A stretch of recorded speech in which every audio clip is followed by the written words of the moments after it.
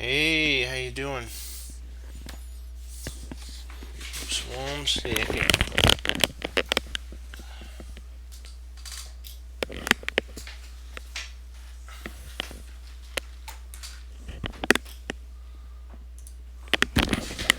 There we go.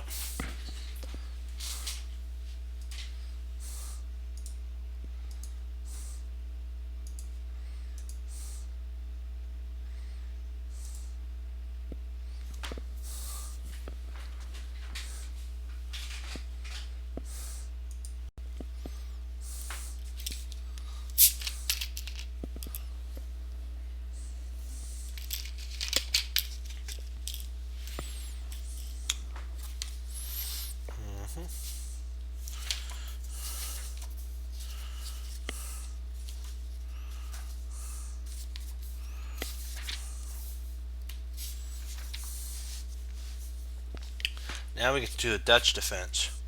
This is a fine 4th of July fireworks show from the beginning to the end. So this must have been the 4th of July. Frank is white, and T. Petrosian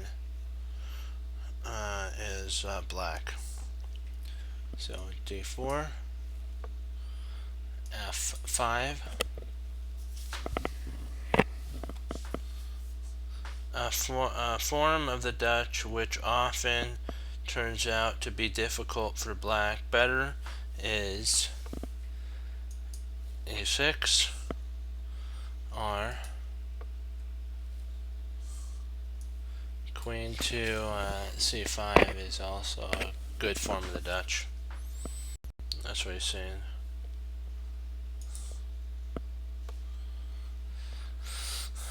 So this was what was played.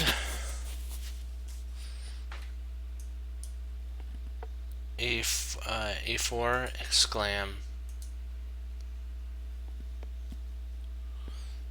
takes knight C, knight f6, bishop g5,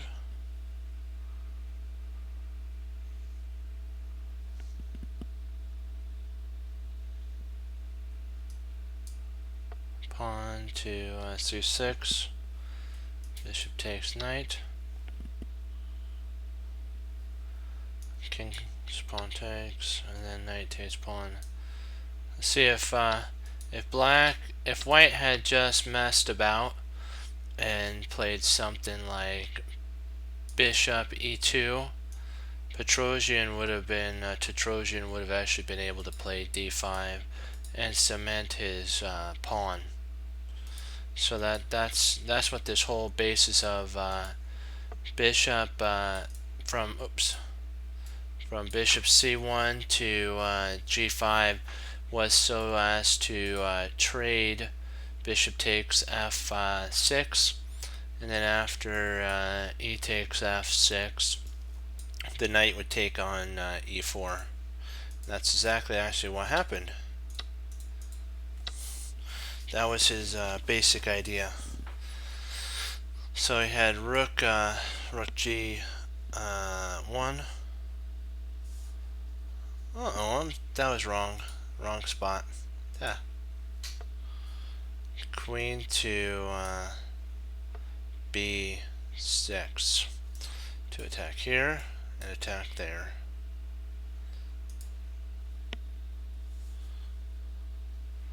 Rook b1.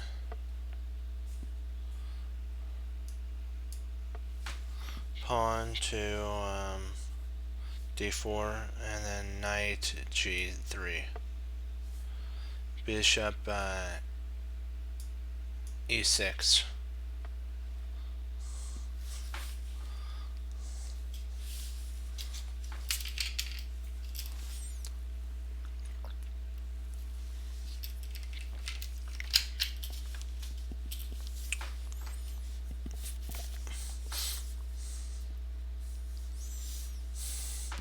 In accordance with the tempting Both players disagreed with the possibility of queen to g4 check. They didn't like queen a5 check with the potential of c3. Then queen takes there, and if rook can't move, so bishop d3, and then queen a5 to reroute out and become safe. Like if he plays queen to a5, h5 here, move there, bishop takes, pawn takes, and then there, and it's kind of like all of Black's aggression is kind of basically backfiring on him, and he goes down in flames. So he didn't even consider doing that.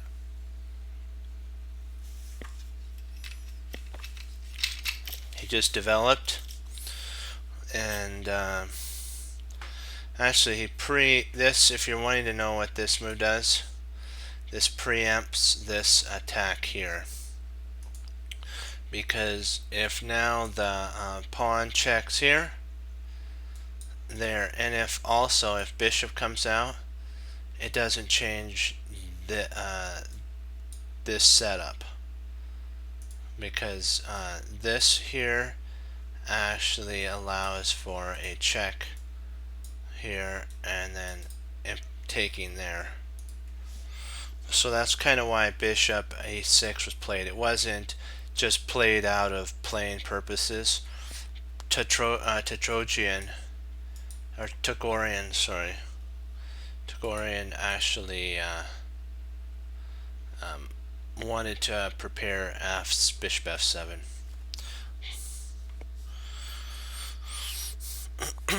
Let me see here. So he did play that move. Interesting.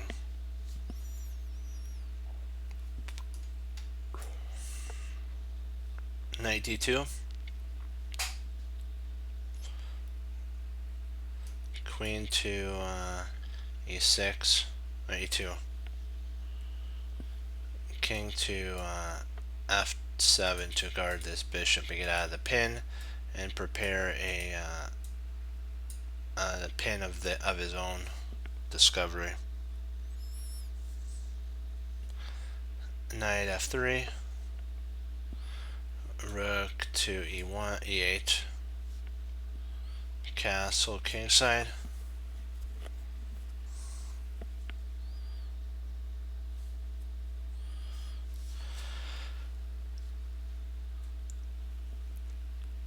Bishop d6, pawn c3,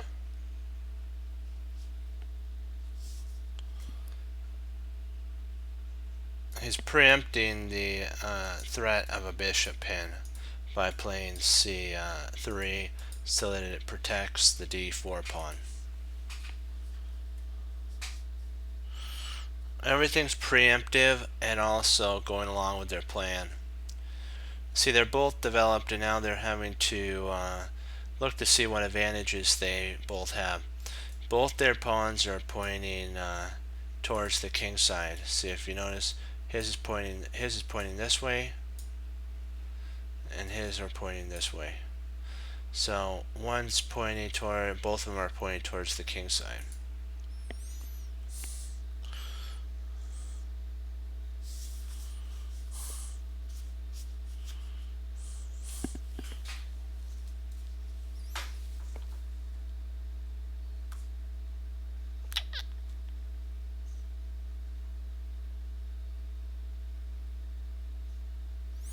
Okay, where are we at? We're at 13.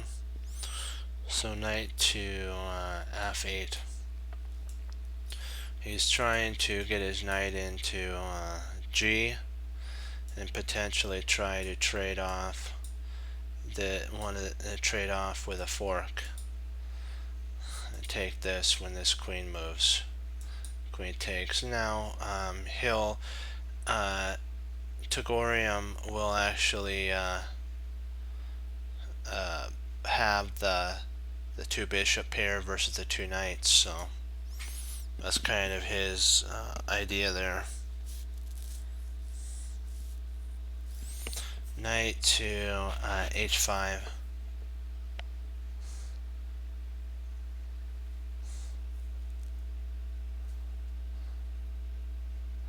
And I think the idea behind this, let me see here.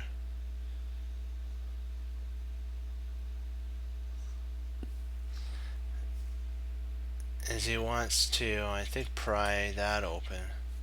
Try to expose the king. Kinda don't understand. What's that? 4 or? Oh, 4. Okay, I had the wrong knight. This is actually to prevent that from happening, because now it's being attacked. It's being attacked twice. So even though the pawn would take back, it wouldn't be to his betterment.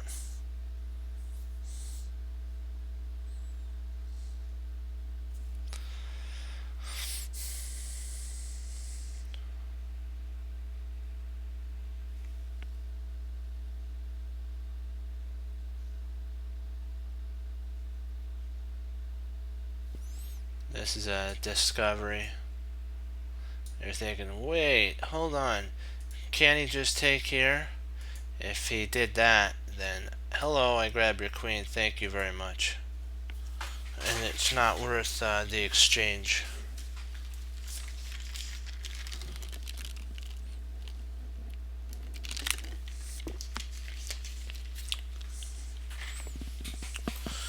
Okay.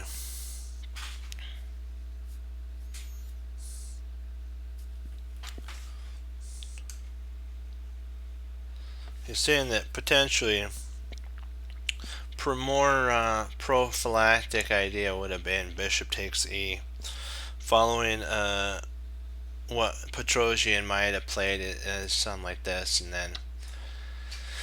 then played here, and then after that, then it's kind of a symmetrical game at this point. You could play knight here, and after knight takes, pawn takes, and anybody's game at this point. But he didn't do that. He played this too soon, way too soon.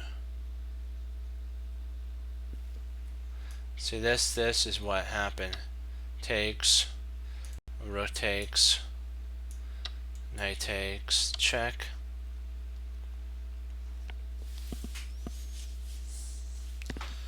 King e6.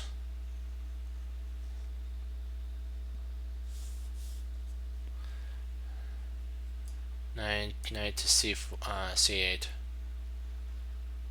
Now the queen's under fire and the rook's under fire. Double exclam. That's a double exclam. Kaboom. Well, how am I doing? Excellent. How you doing?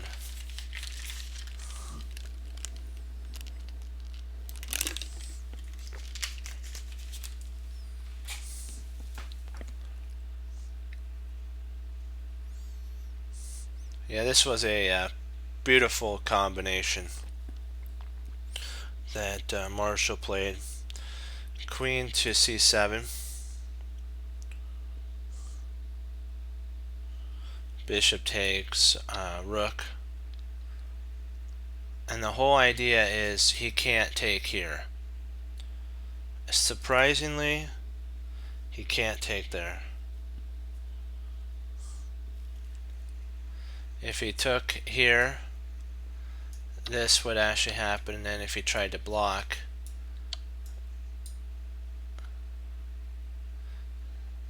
that's why this knight move back here after king, this knight move here was an exclam.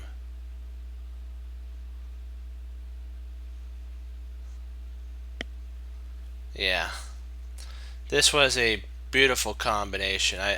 You know what? That's just beautiful. that is, he didn't take, so. But I mean, if he had taken, and then we played a check here, that would have been such a sweet finish off. But this is Chokorian, and he's not going to fall for that. Bishop to f7 is played.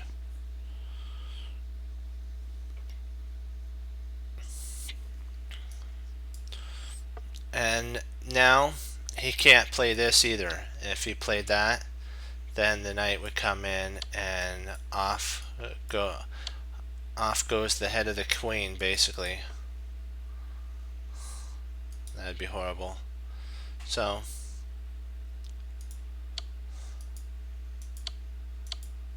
that's why this is actually untouchable. This knight, surprisingly, it's untouchable, and that's incredible that it's untouchable.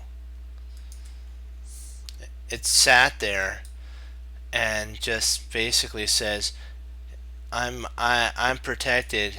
It's like, if you take me, you're gonna be the one that's gonna regret it. I have an army outside the castle, and they have a lot more weapons than you do, and they will storm your castle and win.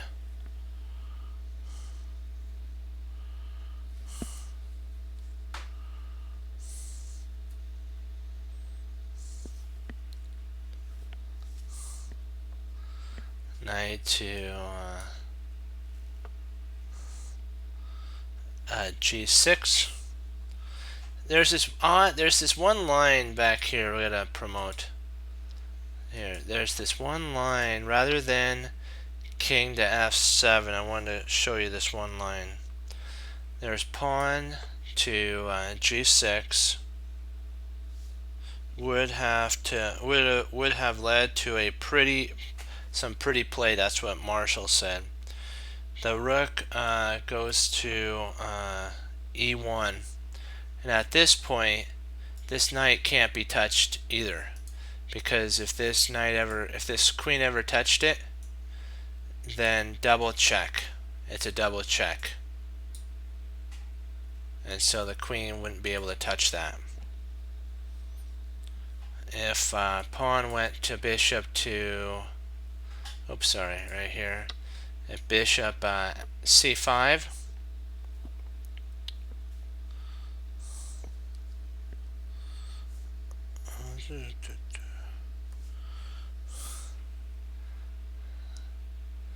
then bishop to f6, check, king to f6,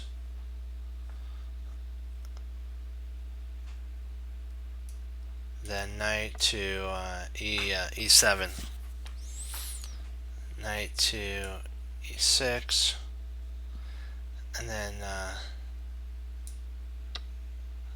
bishop takes pawn, demonstrating that if the knight was taken, kerplunk, you lose, and it's you're a whole knight up after all the exchanges. So he can't even touch this here. And if he tries taking the bishop, then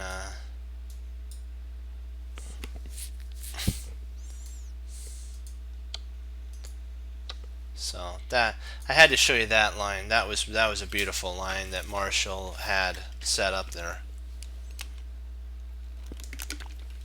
Too beautiful to not put on for our Chess Cruncher team to enjoy.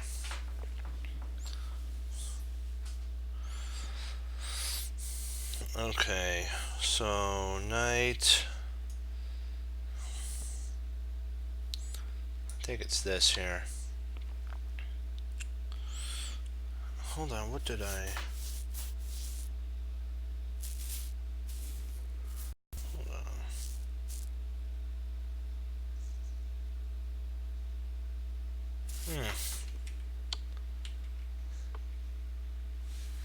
Sorry, that was my bad there. Wrong spot.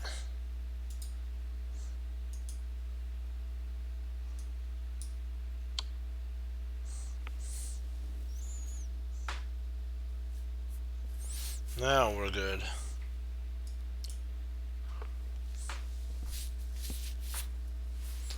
Bishop d3 check. Marshall's just gonna pound the opponent into submission.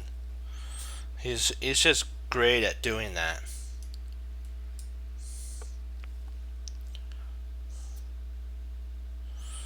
Black's hope to get both knight for his rook due to the exposed position of his king. White always finds some new threat.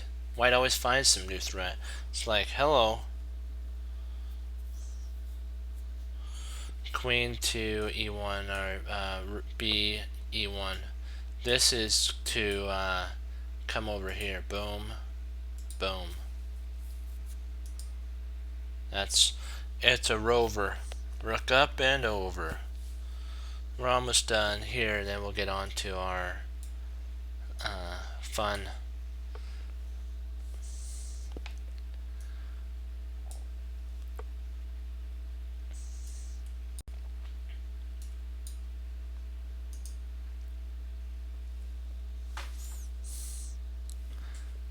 It's like, for real, every time that one Tagorian thinks that he's gonna get away from it, he doesn't.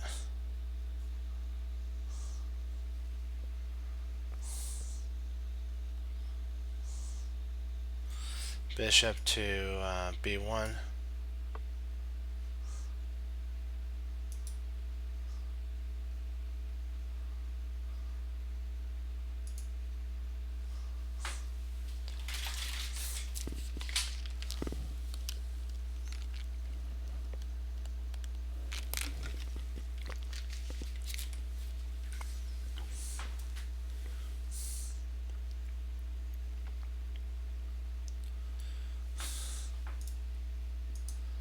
A little bit of this is awful early for a hiccup from my computer.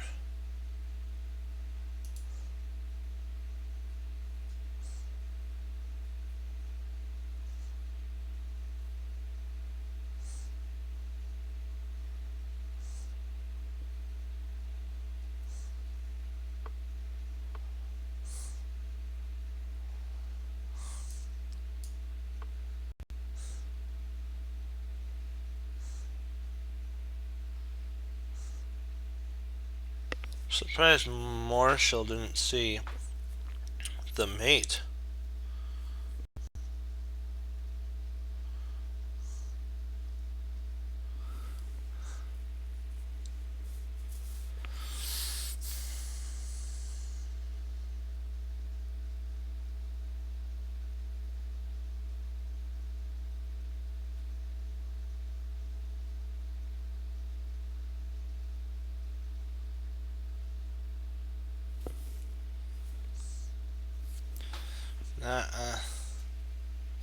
That's interesting. He actually missed this mate here.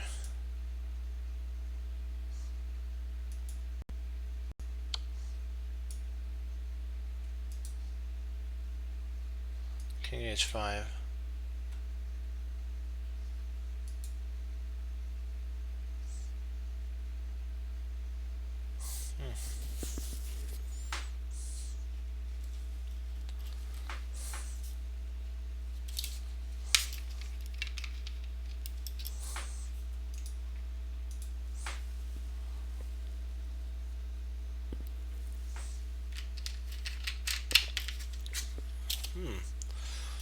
Boy, not doing too good today, is it? It's okay though. Well, Marshall, I think he was a young Marshall too, so he didn't get to see. I don't know if he saw that the knight to f5 would actually lead to mate. Rotates g.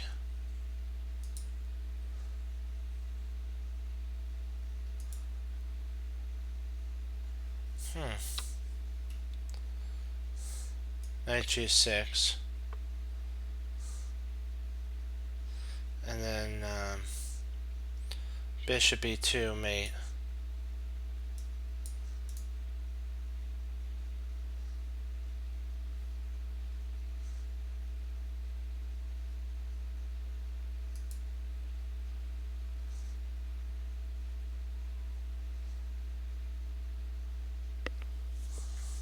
And so what he has to do is remember that always don't just react to your opponent's threats.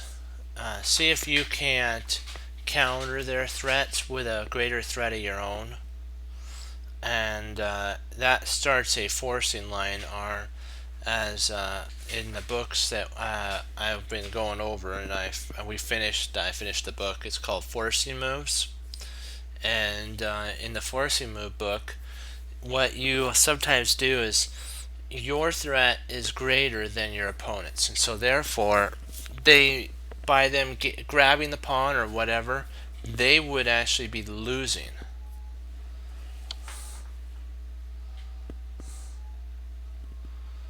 And then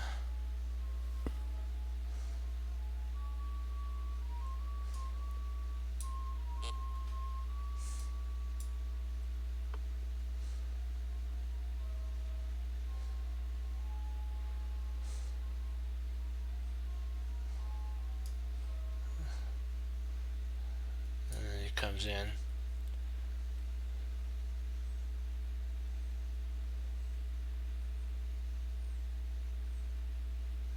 Okay, got 4,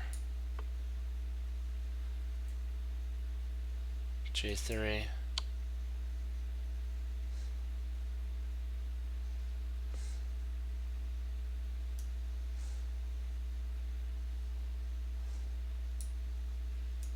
I think he's only got one square to go to. And then it's mate. That's what was missed. I think the sad thing is a lot of players want to if you don't see it, that it's different. But if you're wanting to, you know, grind your opponent into the ground, that's not what chess is about. So if Marshall saw this mate here, but he chose this because he kind of wanted to prove a point, that's not respectful chess, as I like to say it is. If you have a shot like in snipers, the one shot, one win basically. Same thing in chess. If you have the shot that would take out the king, a mating combination as we like to say it, then there you go. Go for it. Don't extend it out. But if you don't see it and you admit to yourself you didn't see it, that's different than seeing it and playing something that takes longer. Enough on that. I don't want to, grind that into the ground either. So I'm just hoping Marshall didn't do that, because I like this game so much. I would not want to have it be, tarnished with that.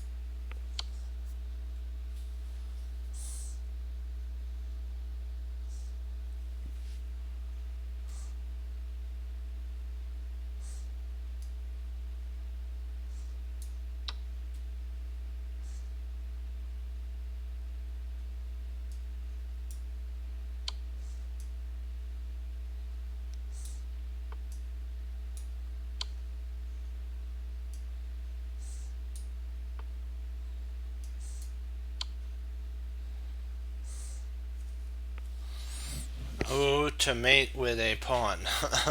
You don't want that to happen to you. Ouch. Okay. Let's do our puzzles now.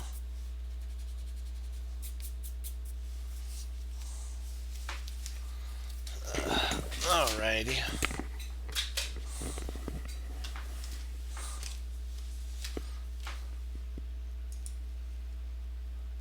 Okay, perfect. Okay. Hopefully this is working. There we go.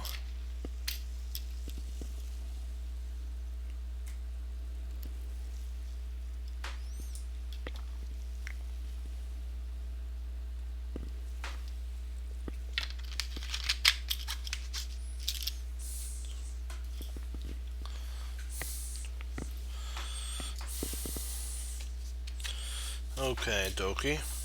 Let's do this thing.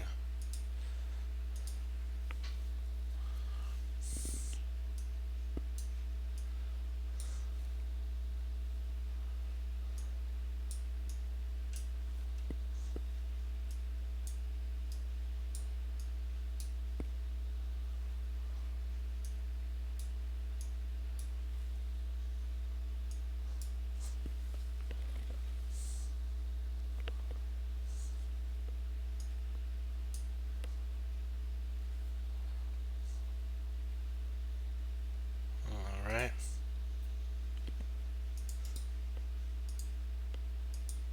There we go.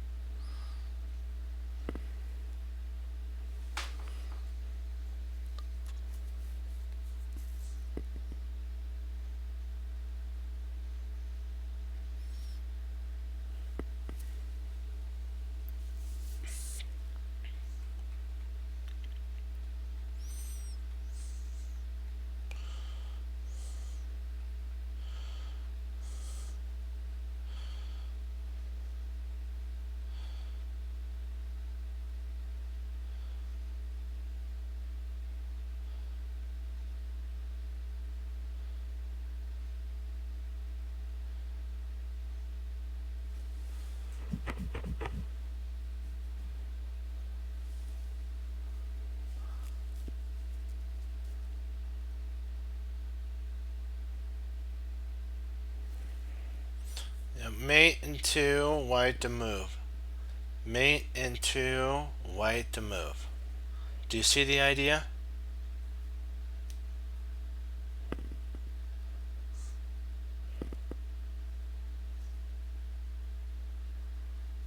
Play okay. Do you see the idea?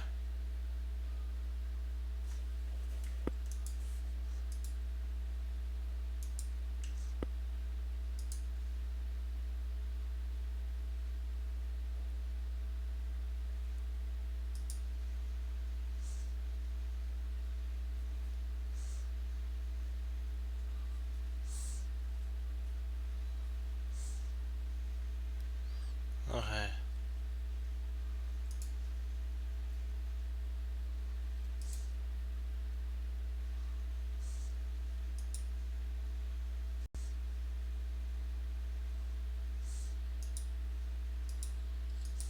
Okay, perfect. It's working. Yep.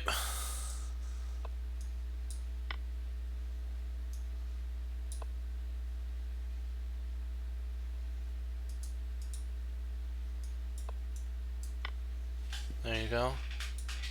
And don't forget, there's one more mate too. There's one more mate as well. Did you find the other mate?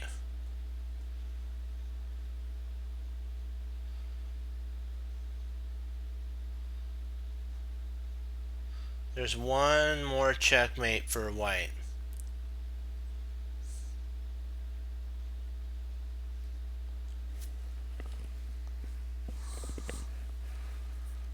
Pawn. Pawn takes. Queen. Actually, there's two more checkmates. Sorry. takes here, and I think rook mates as well. I think if you wanted to, you could turn it into a queen, or you could turn it into a rook and it checkmates. So there's actually 4 mates here.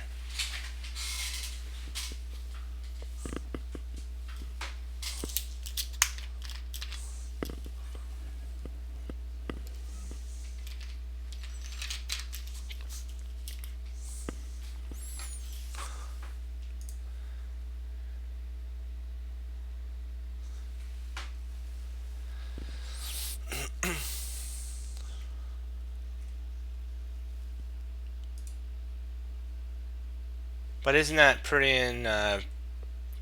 interesting though? I thought that was pretty cool. That setup was really neat.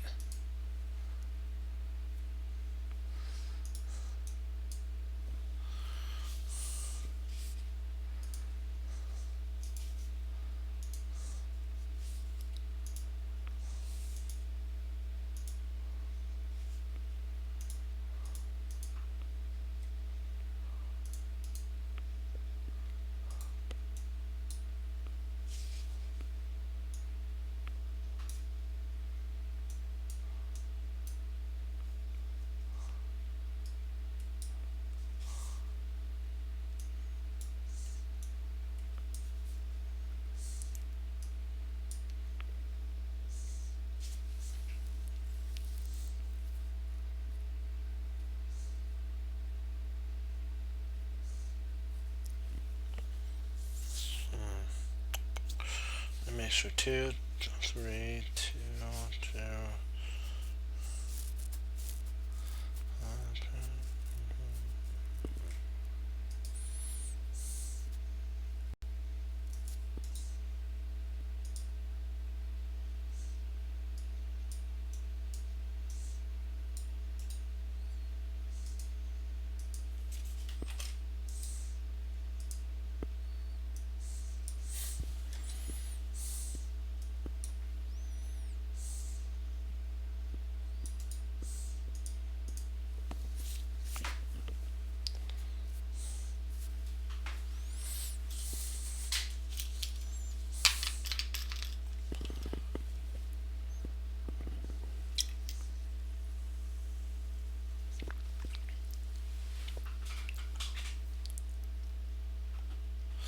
It's right on, so what do you think the answer is?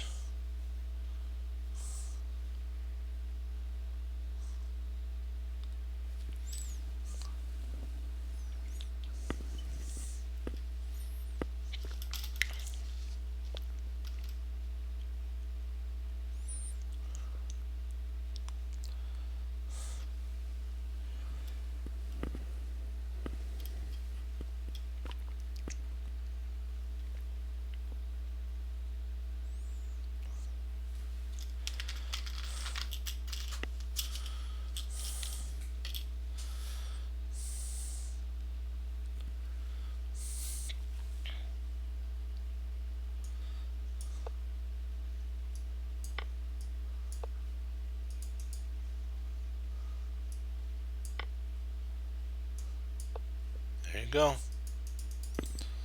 Good find there.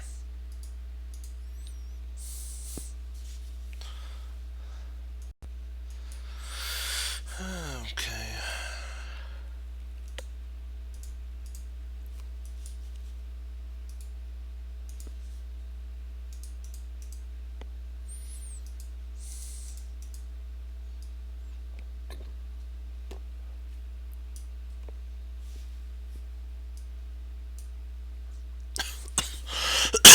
Excuse me.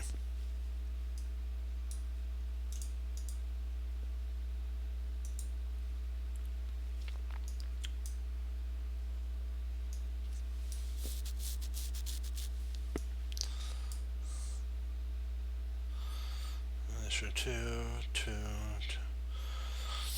3, 4. Okay.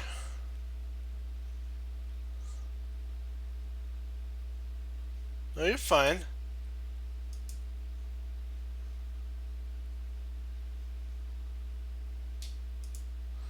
Not to worry. Hey, you know what?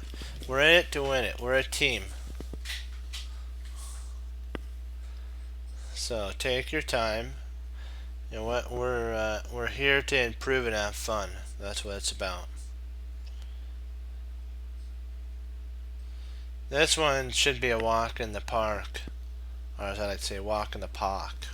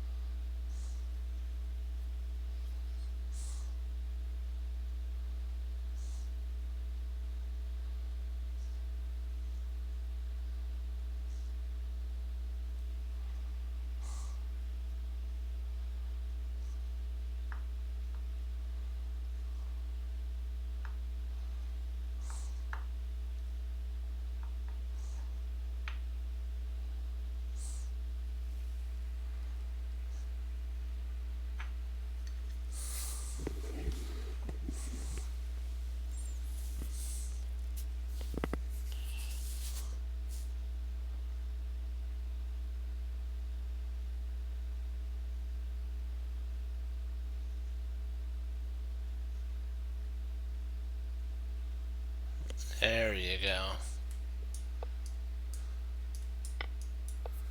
There it would be.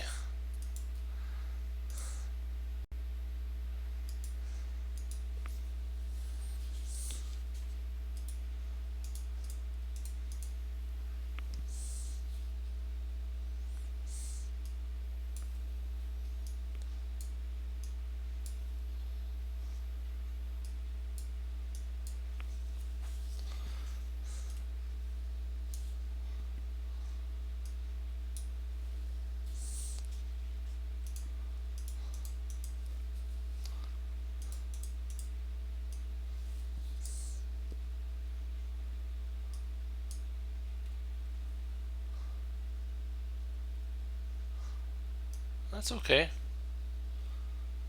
Oops, wrong.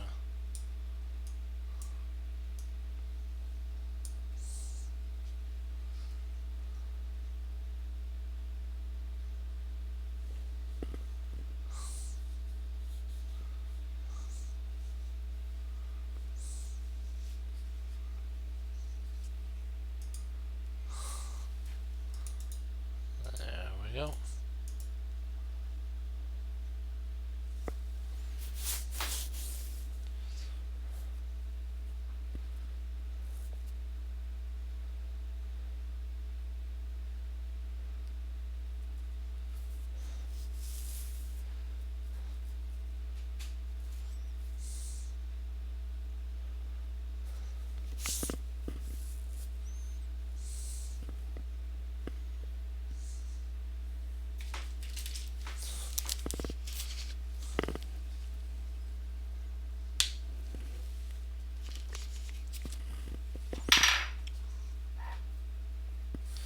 White to move mate in 2.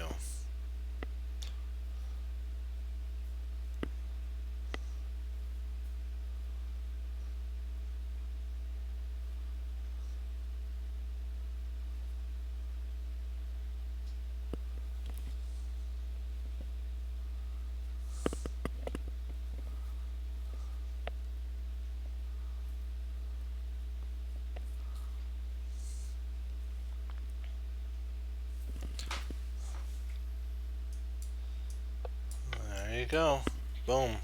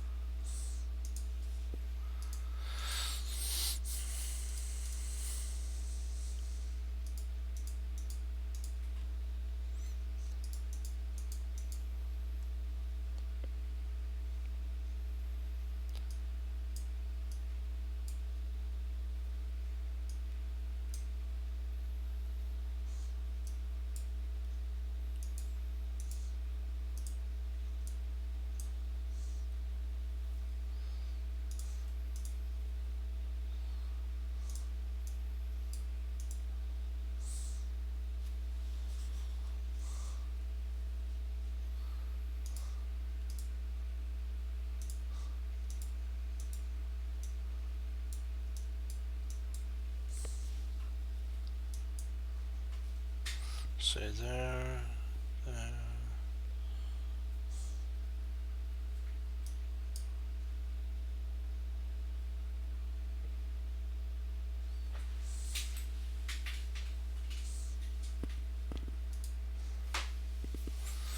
There we go.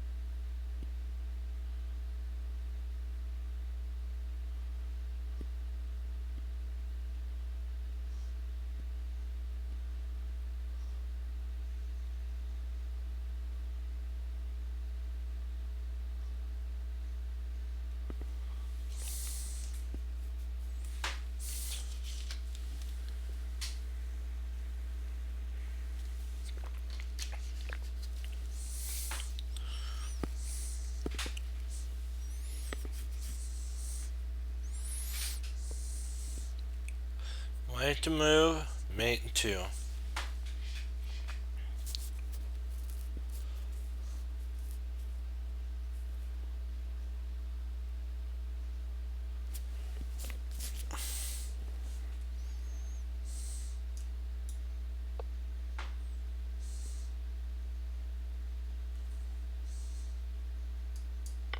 King takes and it's mate. Bishop takes and it's mate. Any other move, and it's mate. So let's just say the rook moves, it's mate. So there's a lot of different mates.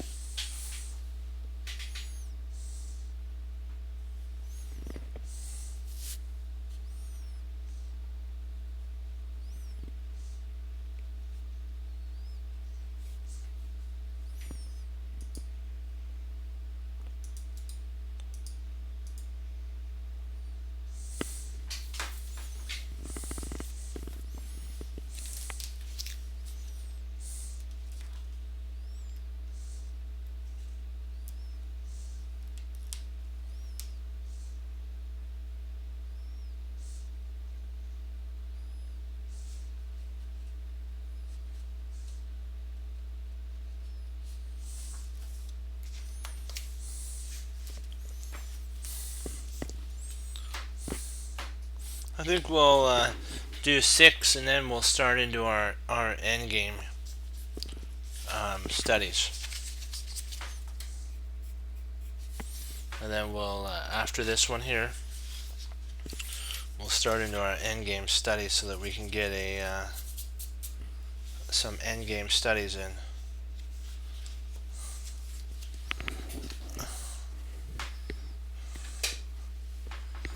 So what's the mate in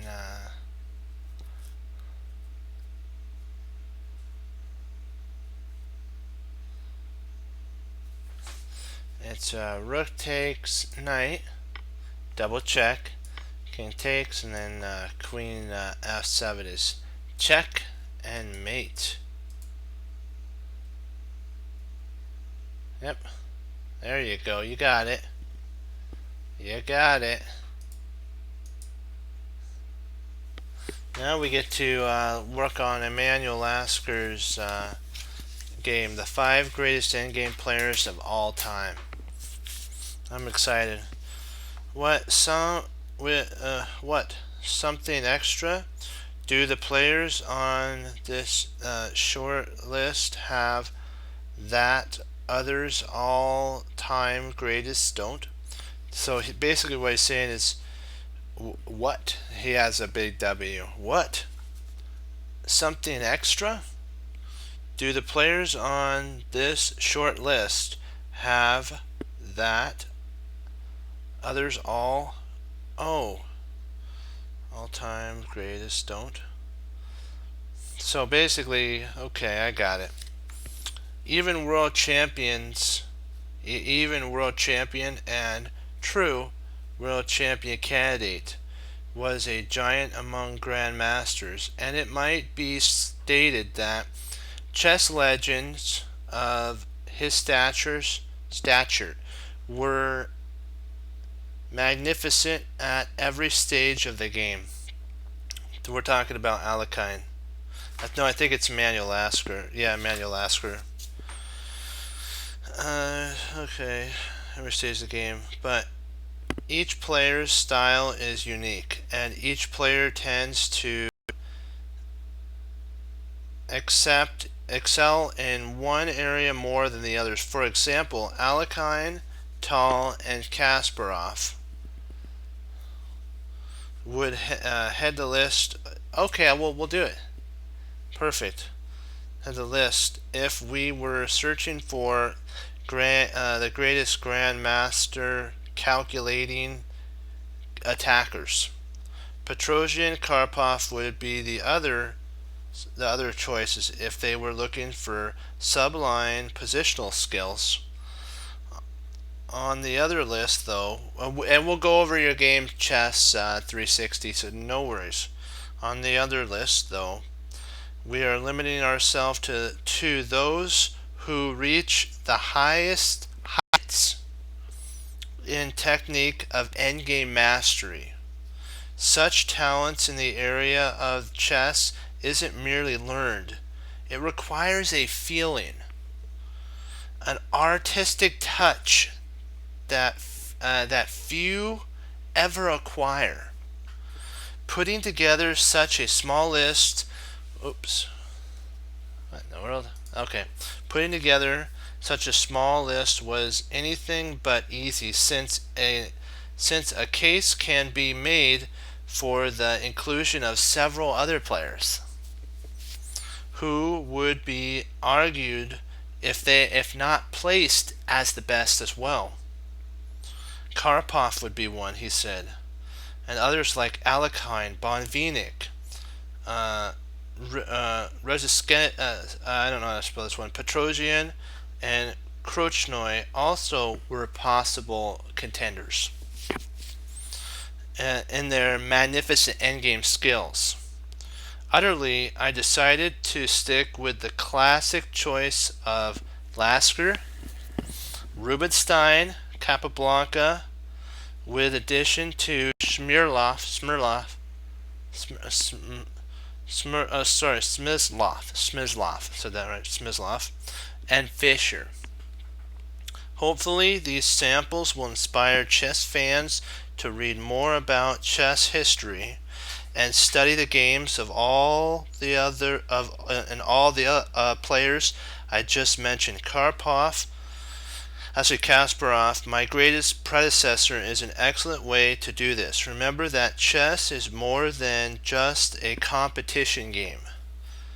Its history is rich in pain and triumph, and the writings of the games of the greatest masters can both inspire the students to new heights and have one in awe at the depth of the artistic beauty. Every creation on the chessboard. That's basically what it's saying. It's saying that the artisticness of the endgame is beautiful. And so we're going to take a look here first though, and so I'll pull up a secondary board and then we'll look at this game here.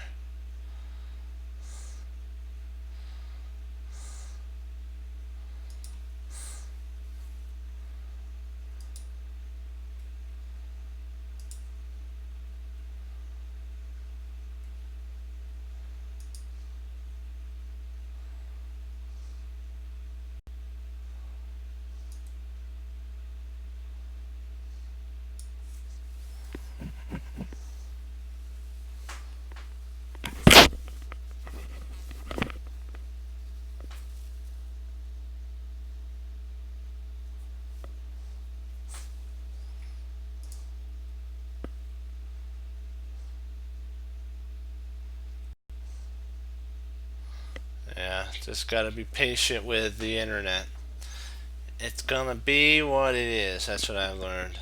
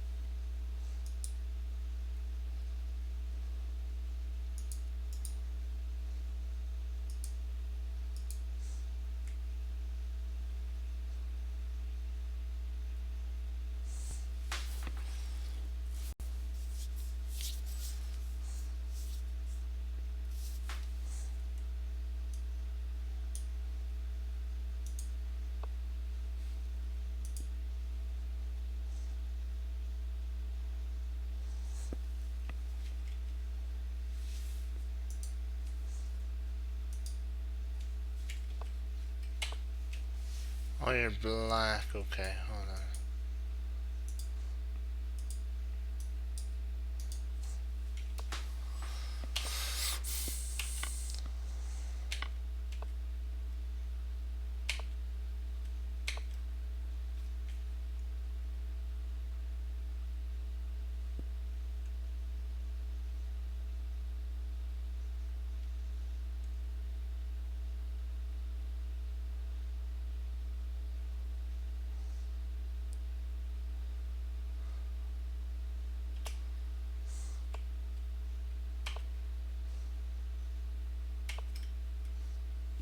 So far so good.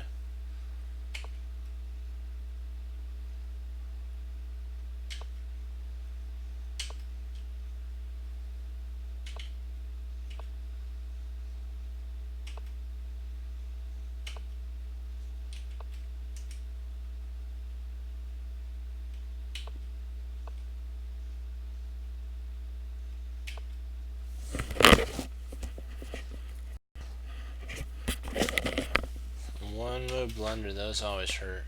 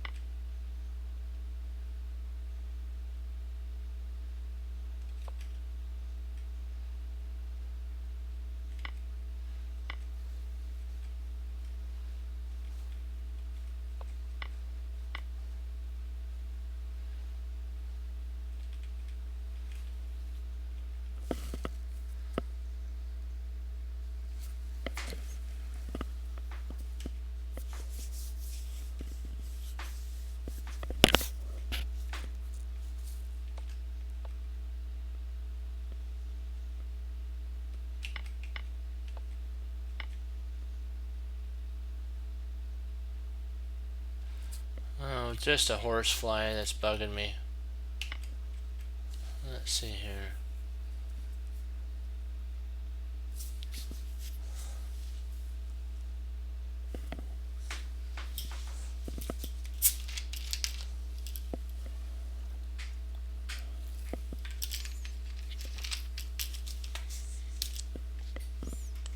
Okay.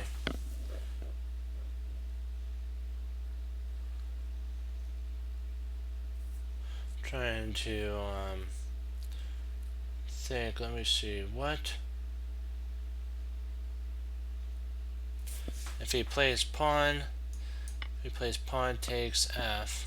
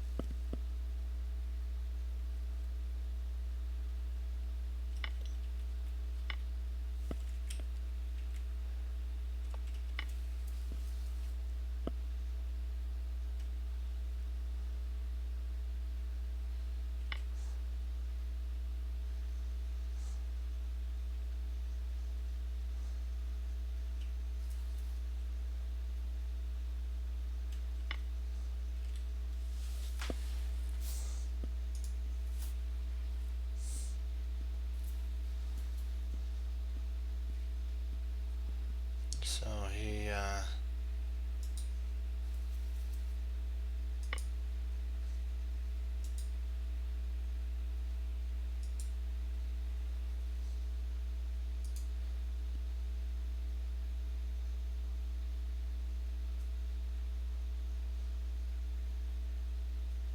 takes h6.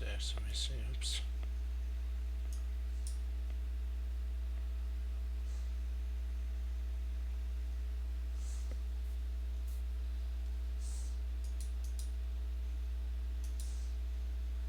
Oh, he didn't like the position after bishop takes f6. Bishop takes check, king takes.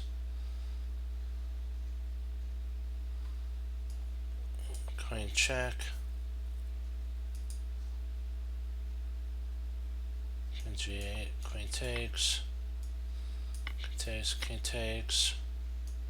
Pawn takes. Bishop takes.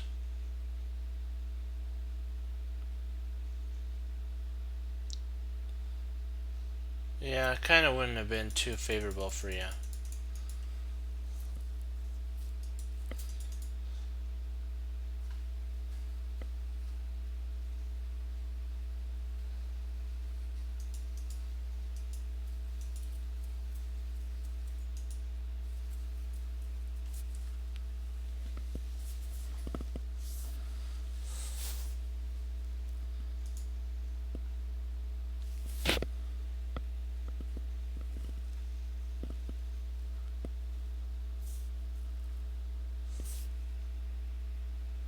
So where's the blunder that you were saying, a one-move blunder?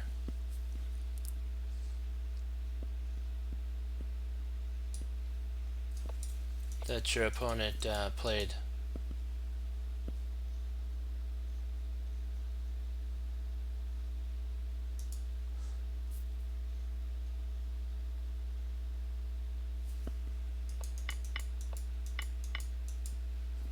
Oh.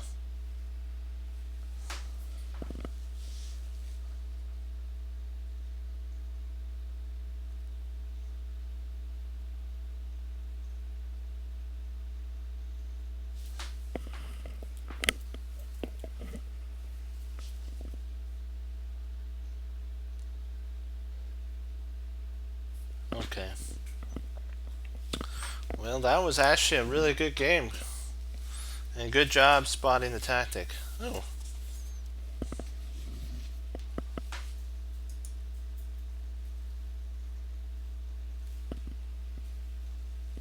I think that's all that that's the one I put in already.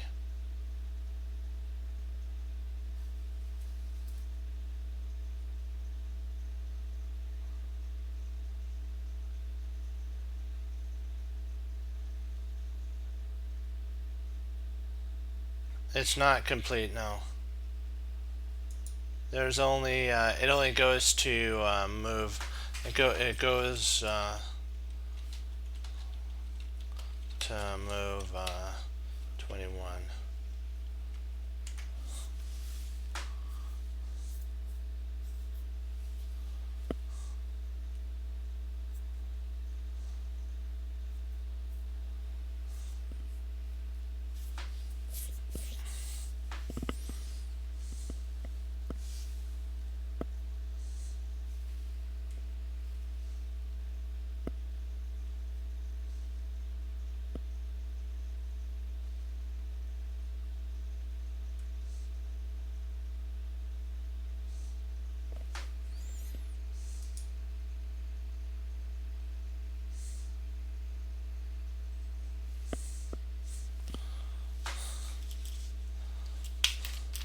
You play, I always figure this, you play who they give to you. And you know what?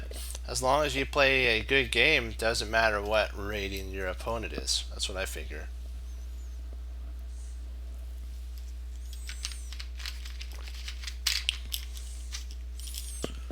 But sometimes you get a blessing and you do get somebody that is unrated, but whoever you play, you'll do a good job. I know you will.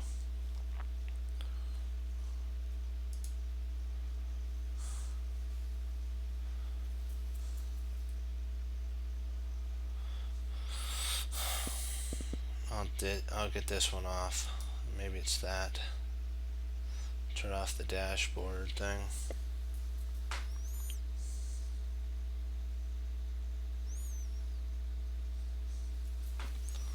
This is Emanuel Lasker. He's the league German world champion who held the title from 1894 to 1921. Had a rather unusual style. His openings were poor, and his middle game play, while powerful, didn't have the fluidity feel of Rubinstein's. His strength, though, combined with his creative play that dwarfed the world's best during his prime years, installed fear into the heart of his competition. Long after he gave up the crown to Capablanca, those strengths were an untiring fighting spirit, endless optimism, magnificent tactical vision, and unsurpassed defensive skills, and as almost flawless command of the endgame. Our first example shows Lasker's overwhelming Frank Marshall from a position that the American attacking genius probably expected to be a draw. Somehow Lasker made it look easy.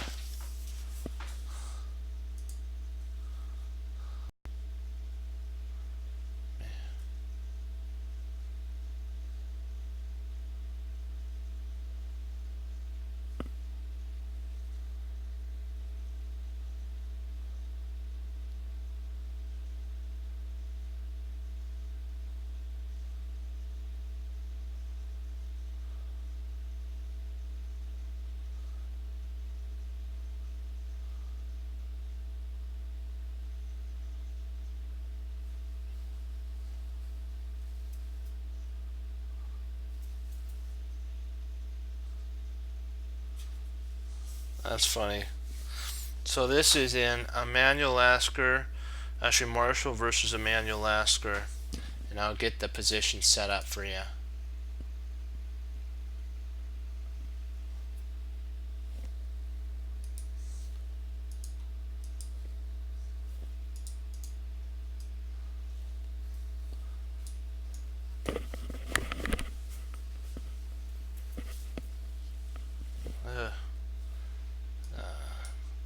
Don't let them land on you. They bite. They're not very nice horseflies.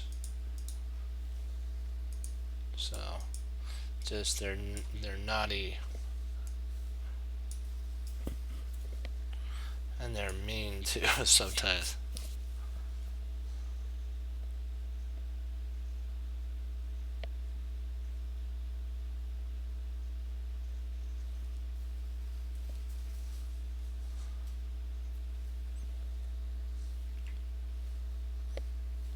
Let's see here. I want to make sure I have this.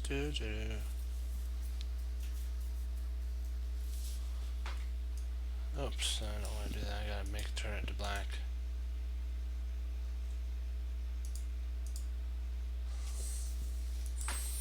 This is a, come on, go to the studies.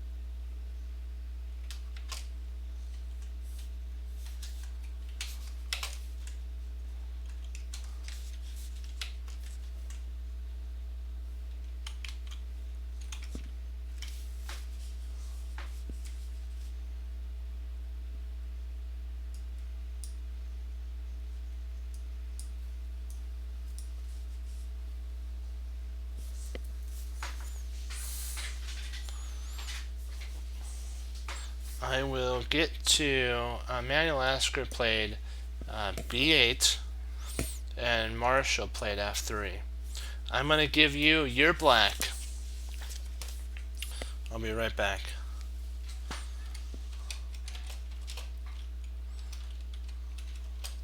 Black to move, exclaim. So, black to move, exclaim. So what? Find the move that Manuel Asker played.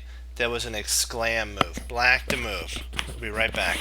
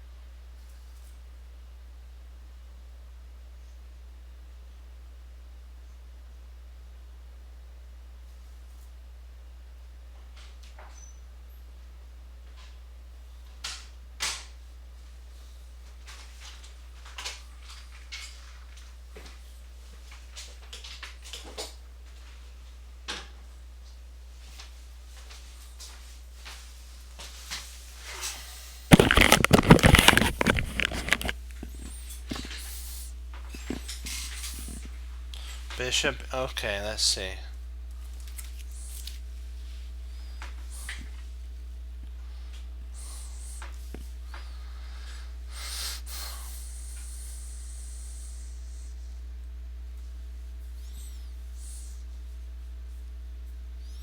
Yeah. But think about the white's pieces. What would white? What would I mean? Think about black's pieces. What would black want to get activated? What piece would black want to get activated? If you were black, what piece would you want to get activated?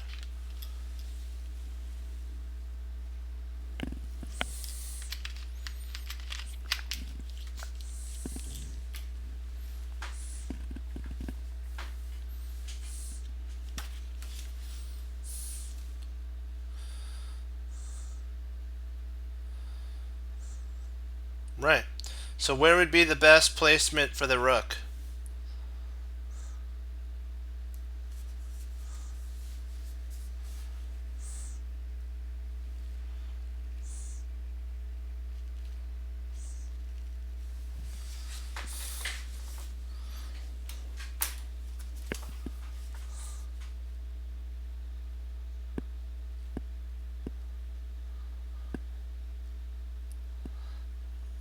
I think play okay. I think he's just has lag on the internet. That's okay though. Okay. Capablanca said in the position it's black to move to begin to a beginner the position may look like a draw.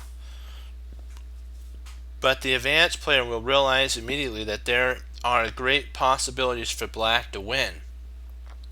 Not only because he has the initiative, but because of white's undeveloped queen side and the fact that a bishop in this position is better than a knight. It will take some time for white to bring his rook and knight into the fray, and black can utilize it to obtain an advantage where there are two open courses. The most evident one might take into account basically the rook. Yeah, you're right. Rook to b5 is actually the exclam move. So he can go when he goes to b5, he can either attack along c5 or infiltrate in his rook or infiltrate his rook over to e5 and attack the e4 pawn. So he's got 2 points to attack on. On the other hand, white's position is really cramped. White's position is really bad. This one pawn stops the knight from coming to activity, and even if the knight was to have the opportunity to go knight like a3, it'd be too late for the rook to be able to get to e5 and win the e5 pawn. He wouldn't have enough time to really do much. And so that's why this move gets an exclam, is it's putting the question to white saying your position, your queen side is totally undeveloped. Well, my position is better because I have a light squared bishop. I mean, I have a bishop in general because pawns are on both sides of the board. There's pawns on this side. Oops, not there. Pawns on this side.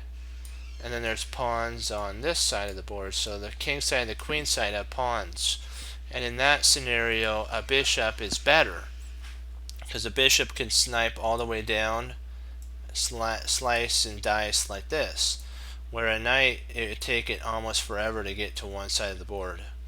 But if the pawns were on one side of the board, it compact into like a big compacting of pawn chains, then the knights would actually be superior.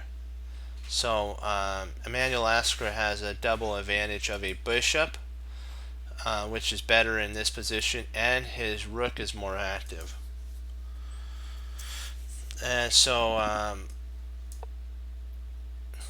Marshall played c4. You're thinking, oh, wait a second. Can't he play in passing? Yes, he could. He could play in passing. But the only problem is if Manuel Lasker did that, that would help activate Marshall's knight, and then therefore the knight would actually be the rook would be attacked by the knight. So so Emmanuel Lasker's not going to do that. Makes sense because he wants to try to avoid, his pawn on c2 from being attacked too as well. Frees White's position, yeah. However, the resulting position turns out to be really difficult for White to deal with. So if he didn't play this move here, but played knight d2, if Marshall didn't try to do the impassing move, rook c5 would be attacking there, and then knight to c4, bishop a6 pins the knight and would basically win. King e2, bishop takes check, pawn takes, and the rook takes, king to d3. Rook c3, king takes d4,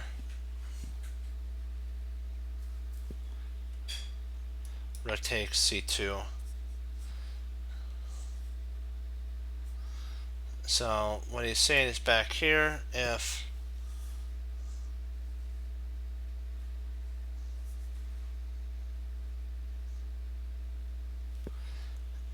rook here, then c4, d takes c, and knight f3. RF here,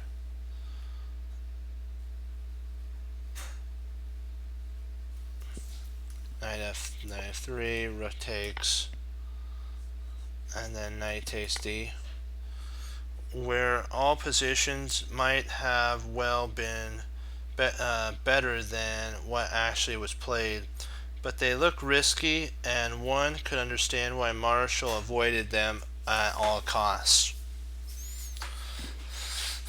So he played c4, rook h5. So I'm going to promote this to the main line. King g1,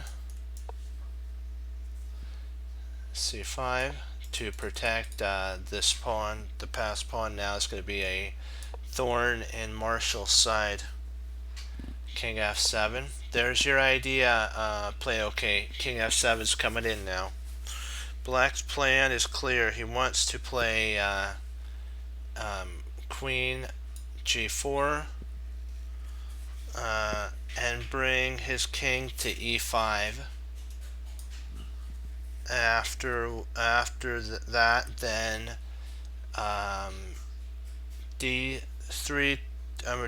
to d3, followed by king d4, is very strong. So what he wants to do is first bring his bishop to cut the knight out. Bishop g4 cuts this knight out, and then once the king gets here, he's going to push the pawn and then try to infiltrate in, therefore making it so that the pawn can actually queen with support of the king. And while all of Marshall's pieces are cramped, rook f1 check, a mistake that forces black to continue with his plan. He should have tried for the queenside counter-strike. That's what he's saying. Marshall should have tried for a queenside counter-strike by a3 and then b4. Rather than the rook move, he should have tried a3. And even if he tried this here, rook b1 if he tries coming in, then here, and try to get some play via that way. But this actually just helps continue Emanuel Lasker's idea. So king e7, a3. So now he's starting to see it. Now rook h6, exclaim. A fine move that renews the rook's flexibility by leaving the 5th rank for the wide open 6th rank.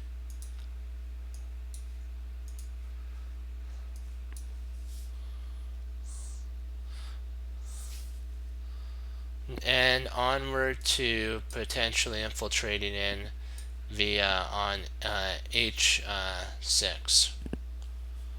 So white plays h4. He's saying that b4 fails to rook to a6. If rook f there, bishop g4, rook b3, bishop d1, rook b1, bishop c2, rook c1, d3, and now this bishop is cemented and this pawn is cemented. So one of our plans has actually come to fruition. Now all we need to do is get our king to e5 into d4, and yes, we're happy as can be. So we played rook to a6, rook a1, bishop g4. So Emanuel Lasker's sticking with his plan. Remember, what did he do to Marshall? He had Marshall react to him, and he stopped Marshall's plan, because this would be a losing move. Now b4 would actually be a disaster. He plays a4. b4 is a disaster because you won't be able to. So b4, in my opinion, would be a double question mark.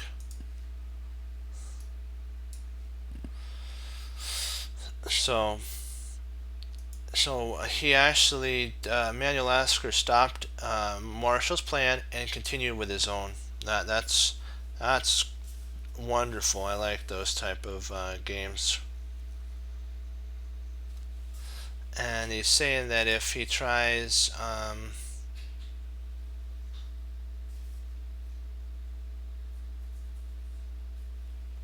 oh, wait a second, did I forget something here? Uh-oh. Yikesies, yikesies.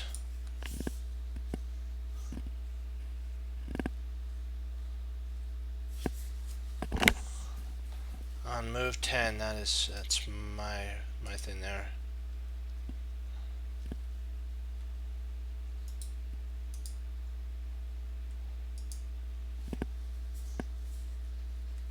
King f2. Ah, gotcha.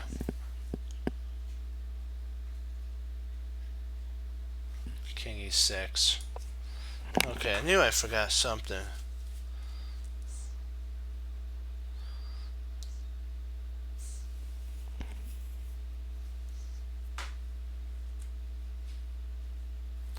Nice picture. Black's king is better than white. His rook is far superior than the a1 rook, and the bishop dominates the knight. So it's like every piece that Emanuel Lasker has is so superior. He's saying that this doesn't help at all either, because takes, king takes, then knight e5. When the threat of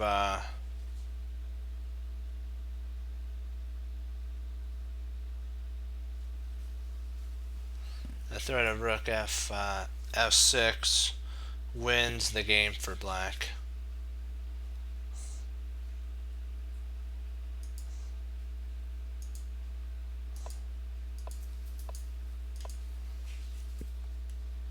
So a4 was played.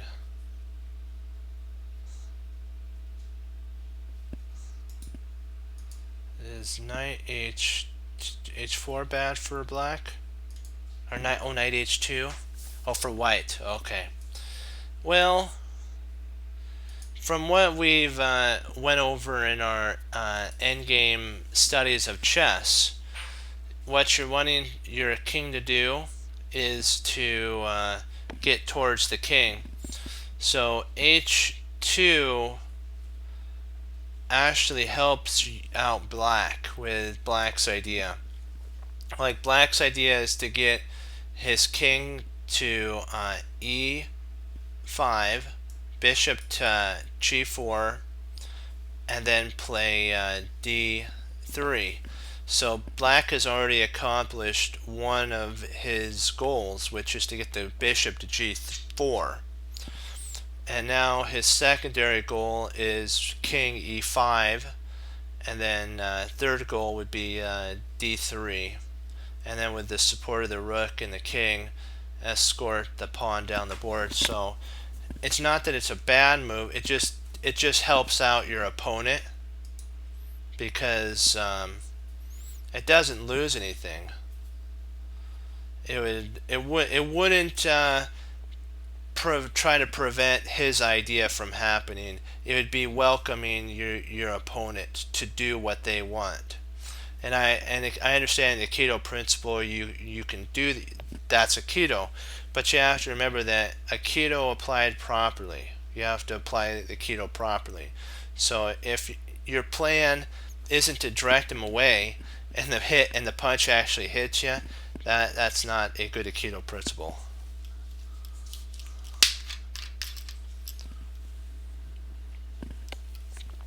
And you also want to make sure that your moves don't have drawbacks.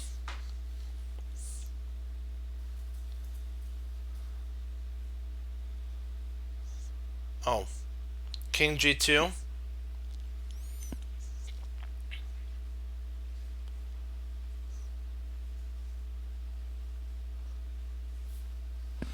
The only problem that we looked at with knight f3 is that that bishop takes, king takes, and then king to e5, and the f file will eventually get overran by the rook by black. And once that happens, the pawn on e4 is going to fall, and then all the, as I like to say, all the dominoes in white's camp will start to collapse. It only needs the as I like to say, a bridge can collapse by removing the keystone. So this is kind of the keystone that's holding white's position together, the e4 pawn. And if black can remove that e4 pawn, this bishop, the dark light square bishop, has superior reign over the knight, because it could then place itself here and dominate the b1 to h7 diagonal.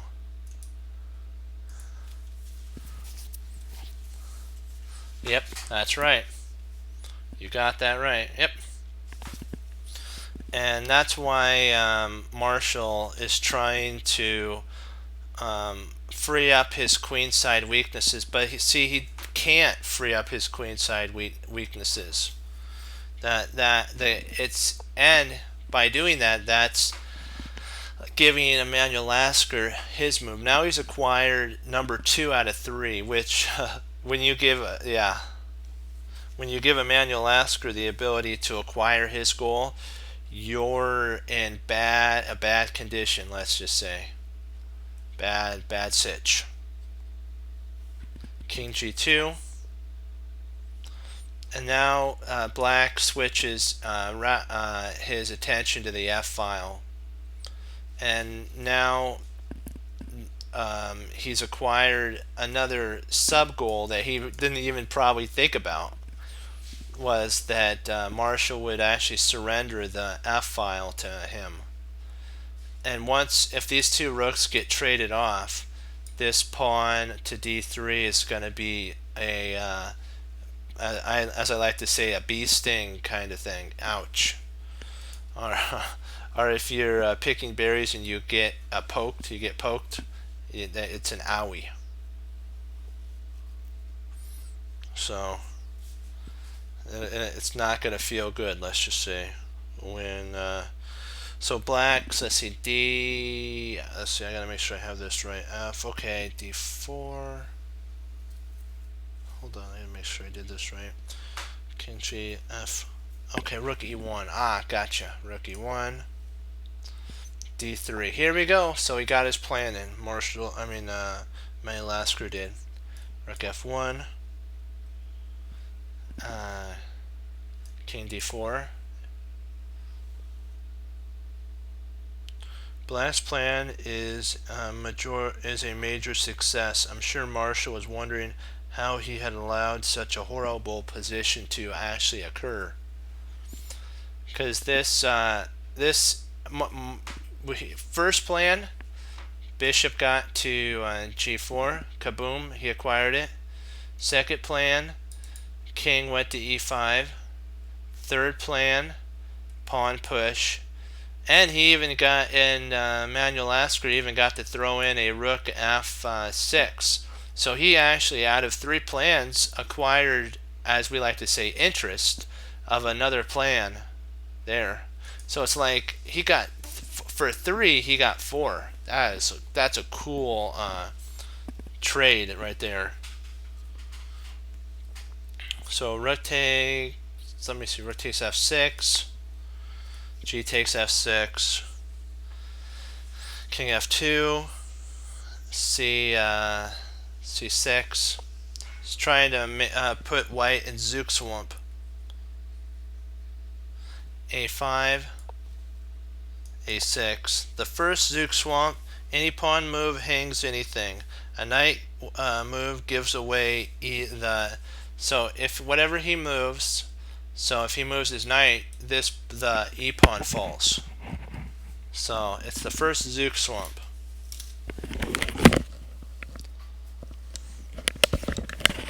I'm probably not pronouncing that right,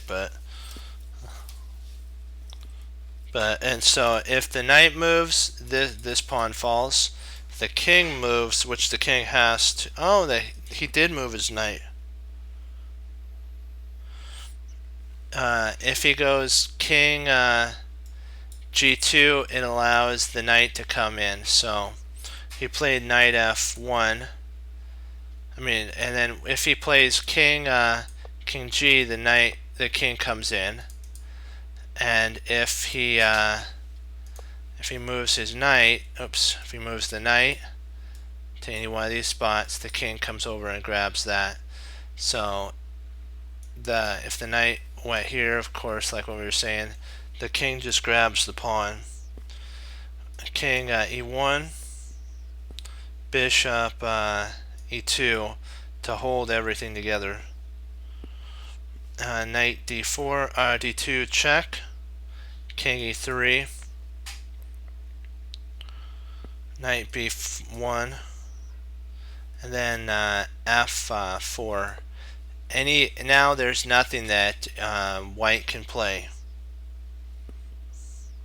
Taking his time and not allowing white any counter chances.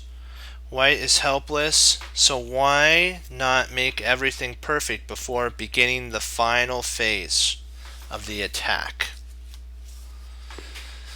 King D2. He's basically white is paralyzed, so H5. There's nothing now. Now he's just stuck basically back and forth with the knight. Knight B1. King F3. Knight C3. King takes G2, G3. Knight A4. F4. Knight takes C5.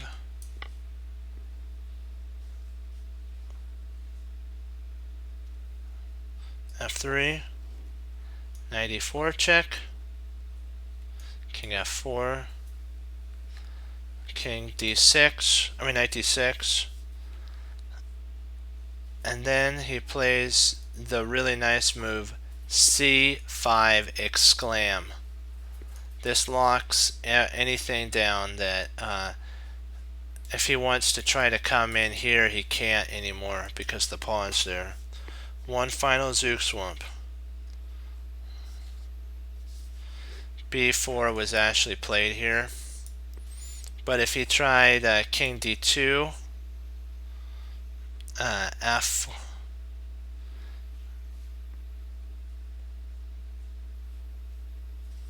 let me see, did I get that right?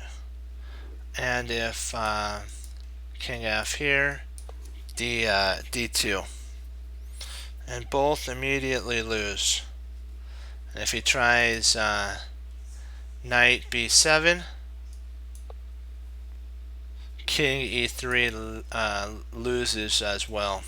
So it doesn't matter what he plays. It's all over. Before C takes, C5, B3, C4, King G3, Knight E3, and then B2. And this game was a form of, is from the 5th game match played in New York. Though Marshall was considered to be one of the world's best players in 1907, Lasker routed him in 8 games and 7 draws. So he basically beat him 8 games. Though he excelled in all kinds of endgames we've just seen, his ability to save poor and lost endgame positions has never been equaled. Though we're going to be checking, we're going to do one. Let me see. How much time do we have left?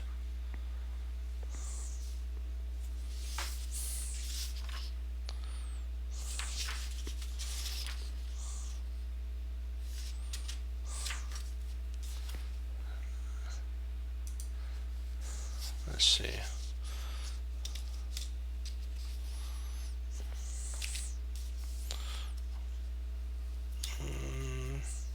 I don't know. Could we actually do a game in that amount of time? Yeah. Let's do it. Let's do another one. We'll put another one up on the board, as we like to say.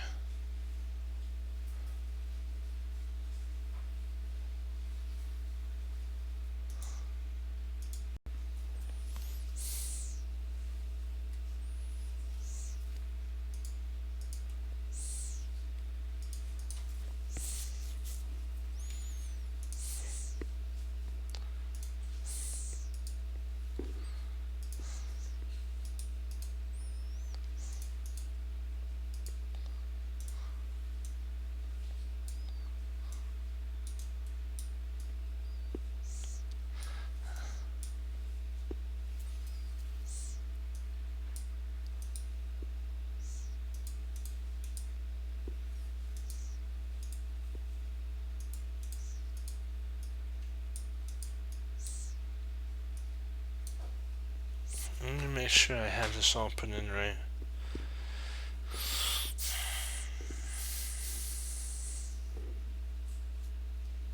Yeah, this is a white to move, so oops, I forgot black's guy. So studies white to move here.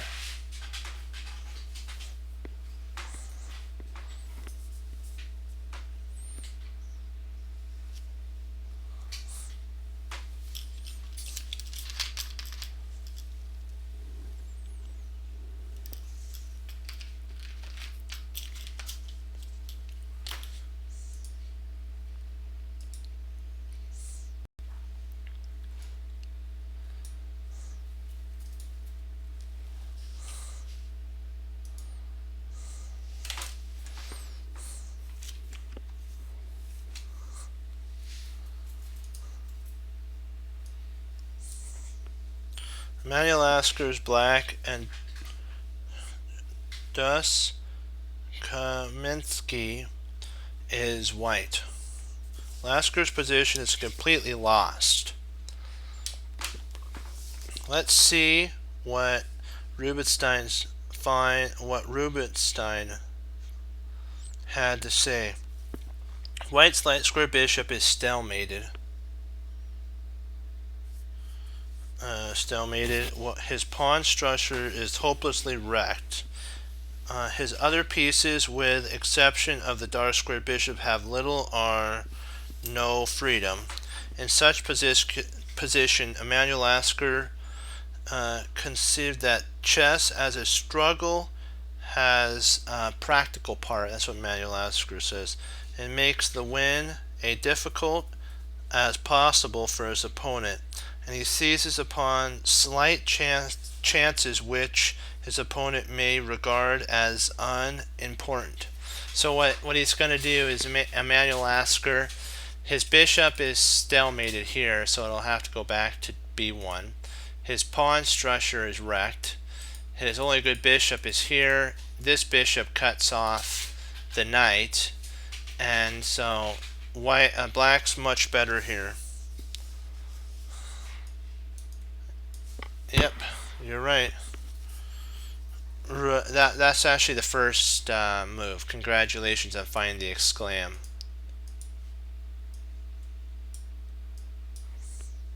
An important move that cuts down on black's options, since now he must take with his bishop. If rook takes, so he's got to take with his bishop, I think. Yep, bishop takes. If rook takes, it's a mistake, a double question mark, blunder. Bishop would take b3 is something white can only dream of. So he wouldn't be able to take, because this would he'd lose his bishop there. So the bishop had to take. Bishop would allow, if he just played bishop b1, this would allow bishop to h5, and it's all over at this point. If he played knight to e5, this gives white knight to g3, and it gives him a chance to survive.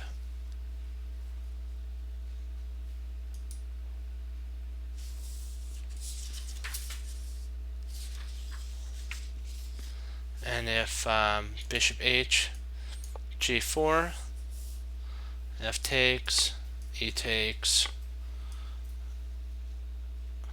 rook takes,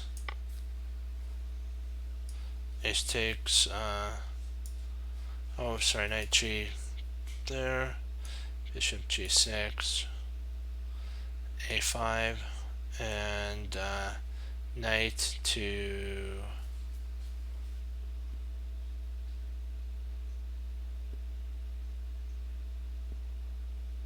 hold on, I think I made a mistake in a move somewhere. Let me see here. So G, so good.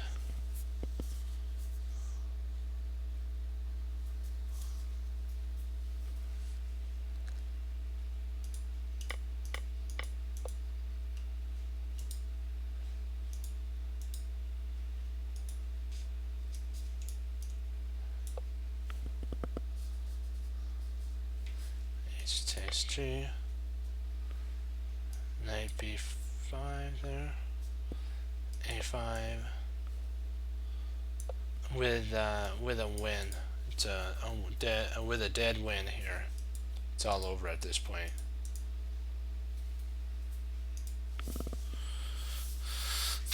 So bishop b1,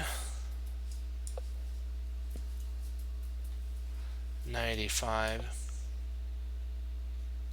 The entombed bishop on b1 makes it seem that the position should be won by itself. Thus, it's understandable that black didn't want to let white's pieces make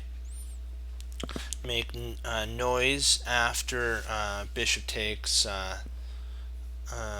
Actually played knight g3 here.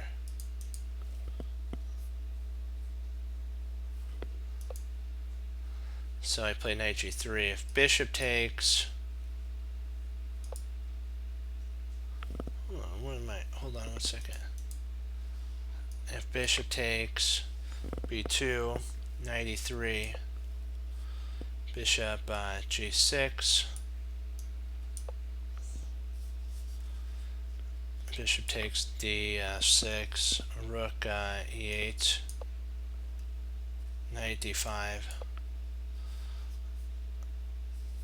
Although it's still losing, however, this a wage war from a positional strength utterly comes back and haunts black for just one pawn.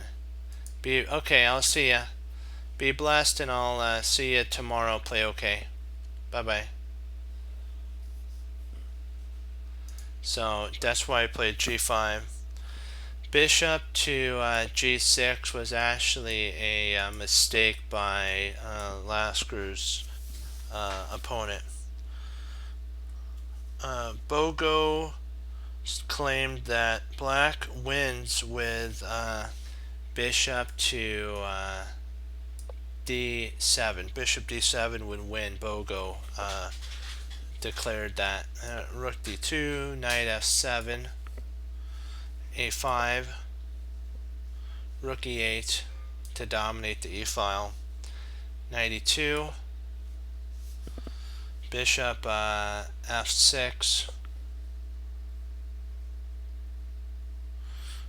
with bishop d8 to follow and attacking this pawn here. While this does favor black, what could potentially have happened was black could have tried bishop f6 at this moment here. Let's see, there, not bishop f6, what was I? So, oh, bishop f7. That's what he meant. Okay.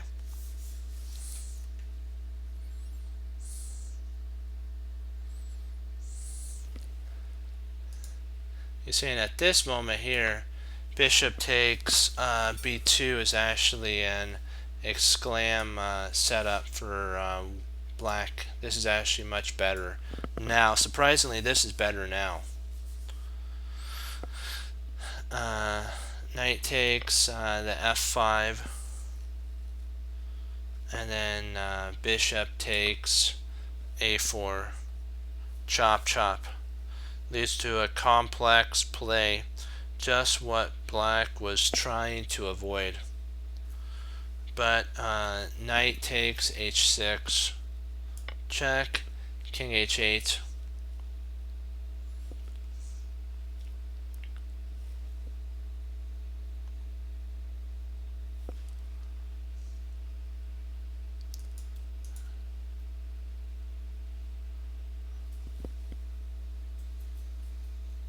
Knight takes d6 could actually be played, and then rook f8 should utterly allow black to prevail. Note that because due to the it's kind of interesting how a couple moves can really sink your boat if you're not 100% on. We'll finish this one up, and then I gotta say adieu here. We're gonna finish this one though. I promised you we would, because I enjoy endgames. And then rook takes. Hold on. Sorry. Rook d2. Rook b4. This is a dubious move. It doesn't have much to do with the position at all. He still could have retained the advantage if he had played knight to f7. It would be able to guard the d6 pawn, and still later on allowing rook to infiltrate to b4 if he wanted that. But he did not do that. He was a little too greedy there, and it will end up not being what he wants to do. And now he takes. That's a mistake. That's way too greedy. That's wow. Now he takes D. You're allowing one of your best pieces to get taken. So he takes D, and then C5. This now undermines the protection of the pawn on that's protecting the knight on E5. That's brilliant by Emanuel Lasker. It got an exclam moved, but to be able to see this when you're in a endgame that looks like it's losing is amazing. White is getting suddenly White is getting real counterplay by black. Rook A1 is another mistake. He's trying everything. This isn't gonna help. Like he says, like somebody in trouble. Blackwood is trying to attack the weak bishop, and that's not going to help the position. Instead, he could have tried doing this move here.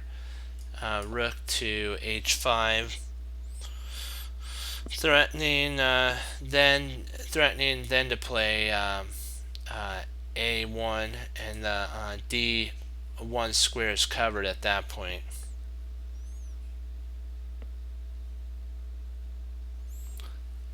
C takes D, knight D7,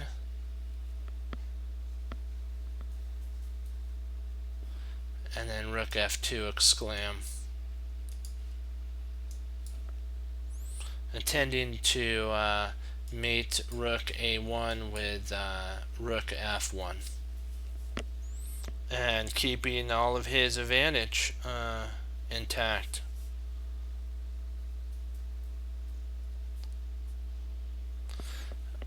He had one ditch effort, he said, that potentially would help out. Bishop E8 surprisingly is the best move. You're trying to make your bishop better.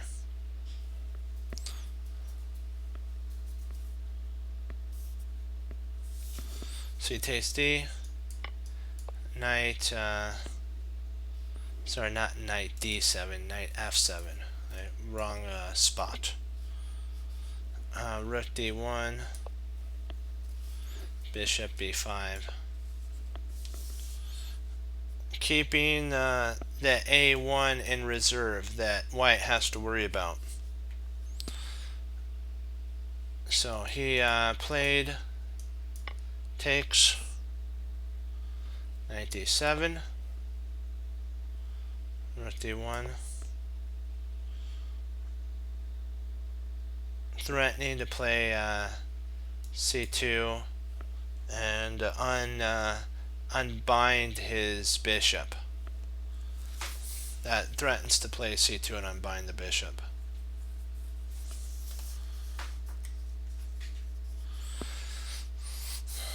So bishop F7 and rook to A1 to try to set up for a fork to win one of the pieces.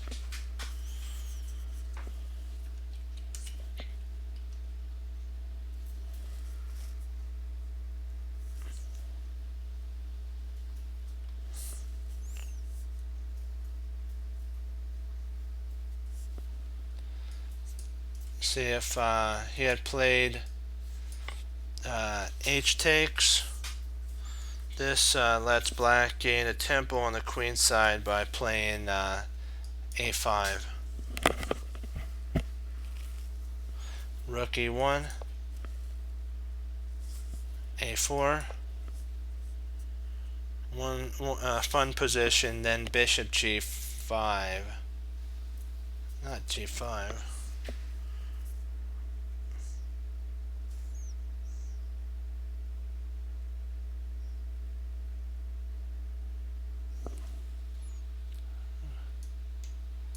Bishop G5, gotcha. A3, A takes B. A takes B.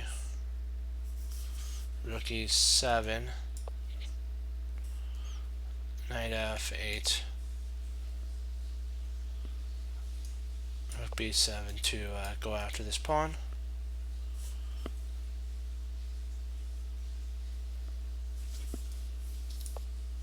Okay, one.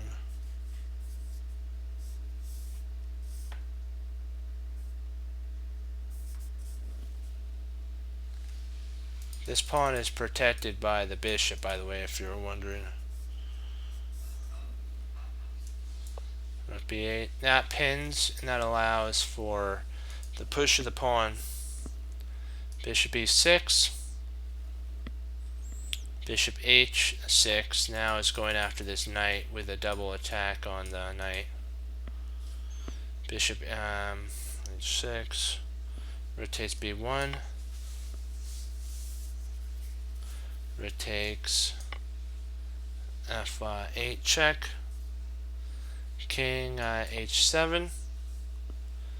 Rook E8 to go after the bishop with check, and then push the pawn. B2. Rook takes E6. H1 check. King takes. Queen. King H2. Queen B3. Rook F6.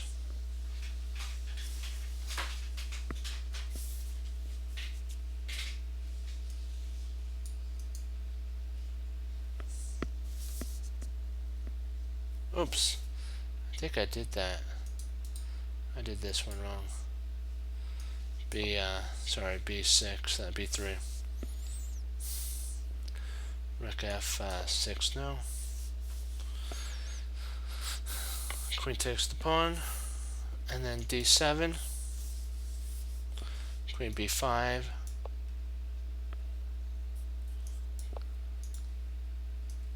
Queen E5 check. With a draw by perpetual. So A5, Rook E7, and then knight to C5 was actually the final double question mark. It was a double question mark move. Black cracks and manages to complete his basically nightmare by losing the game. It's horrible. He had to play this move here. It's not fun, but you have to play F8.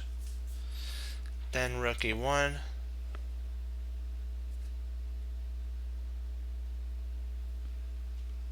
Oops, not Rook A. Sorry about that. Rook E1. Knight D7. Rook E. And would be a draw.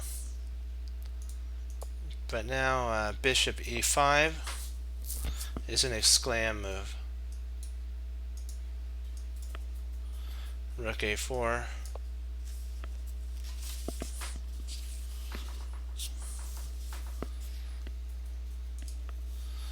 And if Rook took there, then Bishop takes Knight E6. D4. Knight D8. Rook E8 also loses for black. So A4 and then Rook C7. Knight E6. D4. Bishop B4.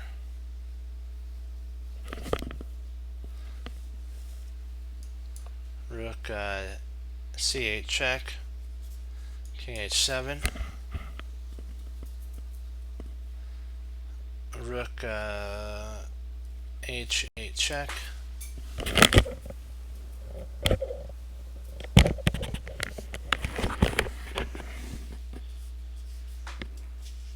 Rook H7, Rook H8 check, King G6, Rook E8, Lasker's technique is brutal. He wants to get every last basically drop out of the position. He wants to take it and he wants to make sure his position is perfect. He wants to get everything.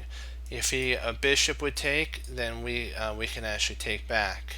We can also grab this knight and then queen, so we're winning. It's like a heaven sent position. Bishop to b6, bishop f4.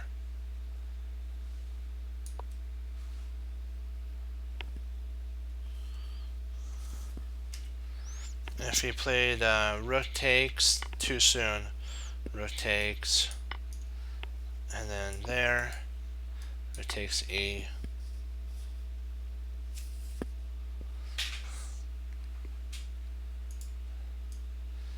Knight takes here, turns into a queen. Rook c6, and then rook to e7. And he gave up at this point, so we'll call it a day on this one. This is perfect. Wow, that was a pretty intense one there. But it's Emanuel Lasker. It shows you though that how you don't give up. Do you have any questions before I log off?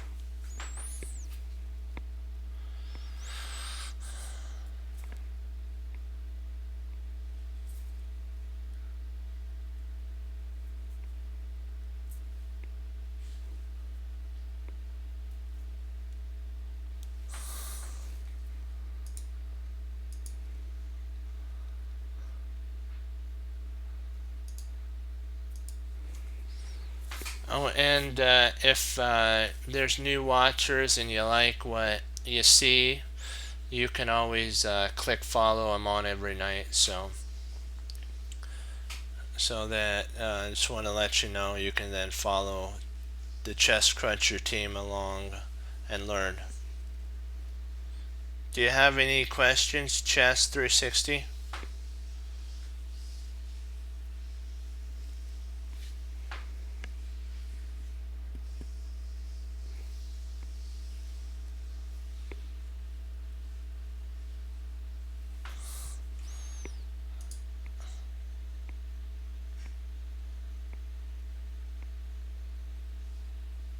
I'll give you 30 seconds because just in case there's a lag and it doesn't come in, I'll give you 30 seconds to respond.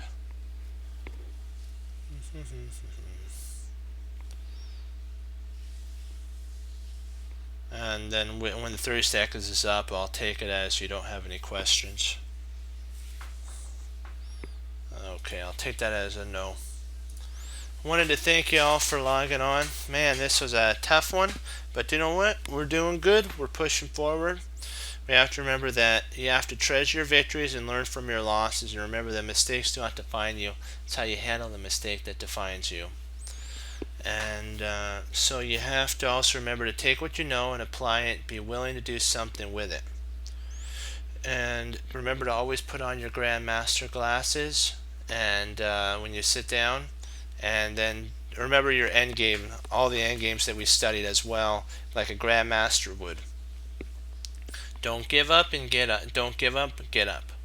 And remember that your thought process does matter.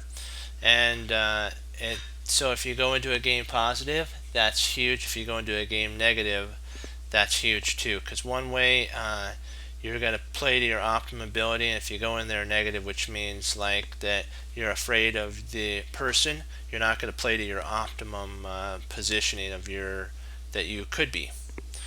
And I want to thank you, Chess 360, for your game that you presented to the Chess Cruncher team. That was really great, and congratulations on the victory. And I pray many more will come, and that you also have fun at the tournament. That's what chess is about, having fun.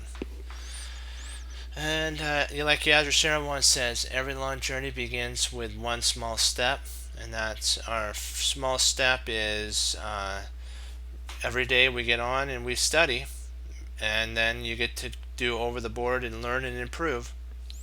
So Well, you know what? As what we should also remember is that the Lord Jesus is the one we should give thanks and glory to always.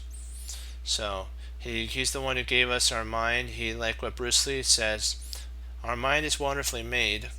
It does have plateau periods sometimes. And those plateau periods are the times when you have to rely on the Lord to help get you through, because you'll feel like it never ends, but when it does and you've made it to the next plateau, you'll be so glad that you continued. But as chest crunchers, what do? We hang up our coat, we hang up our hat, we sit down and study when most won't. A chest cruncher does, and that makes all the difference. And as Wesley So says for the Lord Jesus, as I say, God bless. I'll see you next time on Chest Cruncher TV. Have a blessed morning, afternoon, and evening, and Lord willing, I'll be back on tomorrow.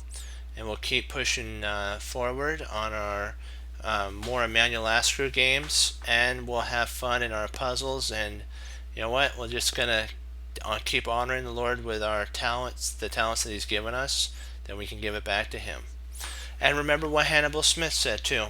He loves it when a plan comes together. But what do you always do, like Emmanuel Lasker did? You already know what your opponent's going to do. And if they do something that kind of shocks you, don't panic. Just find a way to make it work into your plan, and then keep implementing your plan.